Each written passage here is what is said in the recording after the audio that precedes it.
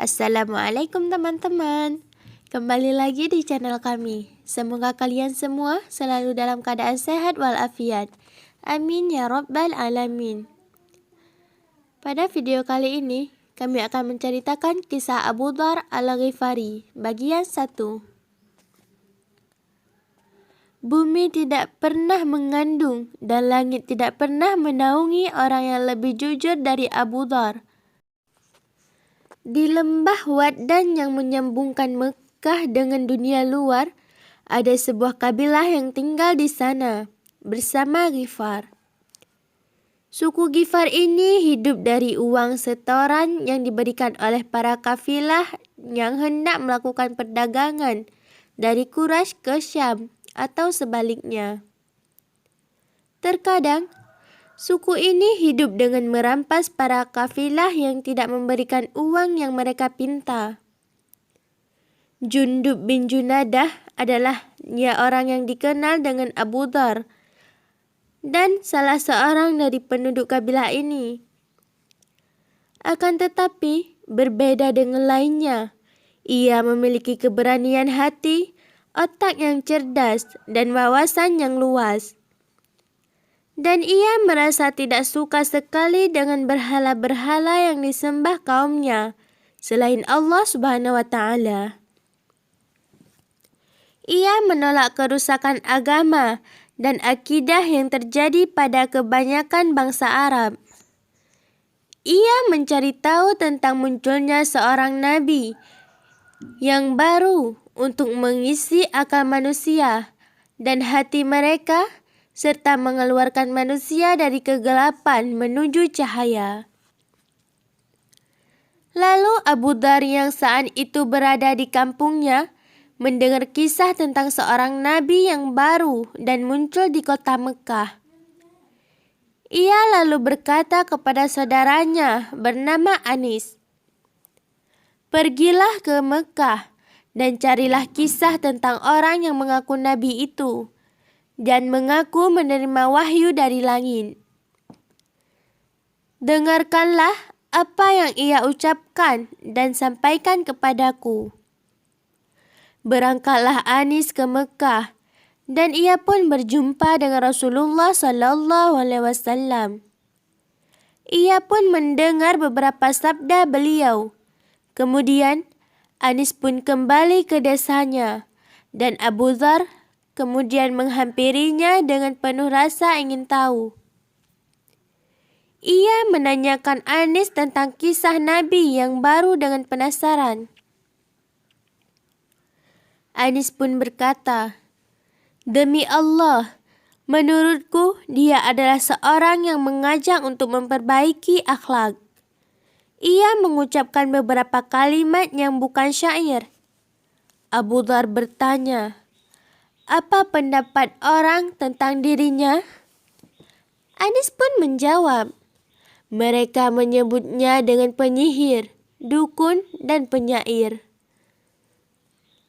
Abu Dzar kemudian berkata, "Demi Allah, aku tidak akan merasa puas. Maukah kau menjaga keluargaku agar aku berangkat ke sana dan melihat dia dengan mata kepalaku sendiri?" Anis pun menjawab, "Baik. Akan tetapi waspadalah terhadap penduduk Mekah." Abu Dzar mempersiapkan bekal untuk berangkat. Ia membawa tempat air kecil bersamanya. Keesokan harinya, ia berangkat menuju Mekah untuk bertemu dengan Nabi sallallahu alaihi wasallam dan mengetahui kisah kenabian beliau langsung darinya. Abu Dzar tiba di Mekah dengan diam-diam karena dia khawatir akan kejahatan penduduknya. Ia telah mendengar kemarahan Quraisy dalam membela Tuhan-Tuhan mereka dan penyiksaan mereka terhadap orang yang mengaku sebagai pengikut Muhammad sallallahu alaihi wasallam. Oleh karenanya, ia enggan untuk bertanya tentang Muhammad karena ia sendiri tidak tahu apakah yang ia tanyakan nanti termasuk pendukung atau musuh Muhammad. Begitupun malam tiba, Abu Dzar berbaring di dalam masjid. Lalu Ali radhiyallahu anhu melintasi Abu Dzar, dan Ali tahu bahwa Abu Dzar adalah seorang pendatang. Ali langsung berkata padanya, "Ikutilah kami, wahai saudara." Abu Dzar pun mengikutinya dan menginap di rumah Ali. Paginya, Abu Dzar membawa tempat air dan makanannya dan kembali datang ke masjid tanpa keduanya saling bertanya tentang sesuatu. Kemudian Abu Dzar menghabiskan hari yang kedua di masjid dan ia belum juga mengetahui kabar tentang Nabi Sallallahu Alaihi Wasallam. Begitu petang menjelang, ia sudah hendak berbaring di dalam masjid. Kemudian datanglah Ali dan berkata kepadanya, "Apakah orang ini tidak tahu rumahnya?" Kemudian Abu Dzar pergi ke rumah Ali dan menginap di sana pada malam yang kedua. Dan keduanya tidak saling bertanya tentang apapun juga. Pada malam ketiga, Ali berkata kepada Abu Dzar, "Apakah engkau tidak mau bercerita kepadaku mengapa engkau datang ke Mekah?" Abu Dzar menjawab, "Jika kau berjanji akan menunjukkan apa yang aku cari, maka aku akan mengatakannya." Maka Ali berjanji untuk melakukannya. Abu Dzar kemudian berkata, "Aku datang ke Mekah dari tempat yang jauh untuk berjumpa dengan seorang nabi baru dan untuk mendengarkan sesuatu yang ia ucapkan." Maka merebaklah kebahagiaan Ali radhiyallahu anhu.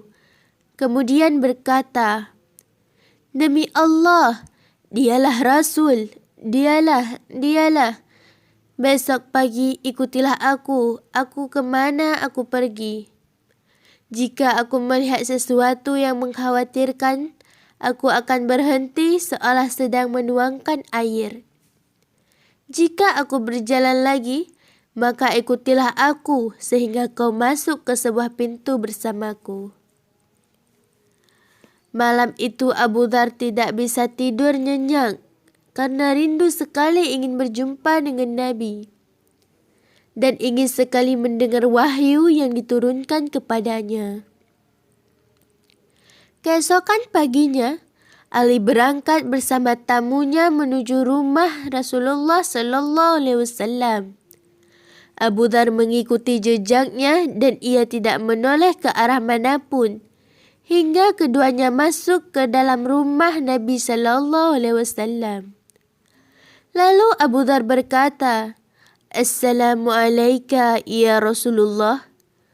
Rasul menjawab, "Wa alayka salamullah wa rahmatullah wa barakatuh." Abu Dzar menjadi orang pertama yang memberikan salam kepada Rasul dengan tahiyat Islam. Lalu setelah itu, ucapan salam menjadi akrab dipakai orang.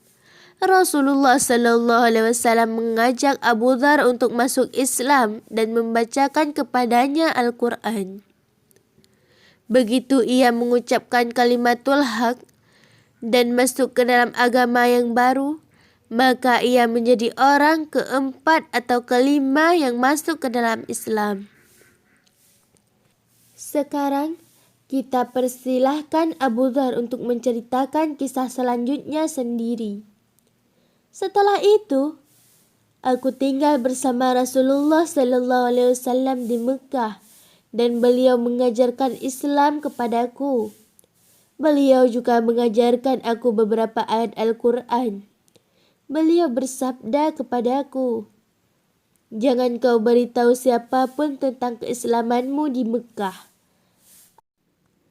Aku khawatir mereka akan membunuhmu." Aku menjawab, "Demi zat dan jiwaku berada dalam kekuasaannya, aku tidak akan meninggalkan Mekah sehingga aku datang ke masjid dan aku akan meneriakkan dakwah kebenaran di hadapan suku Quraisy."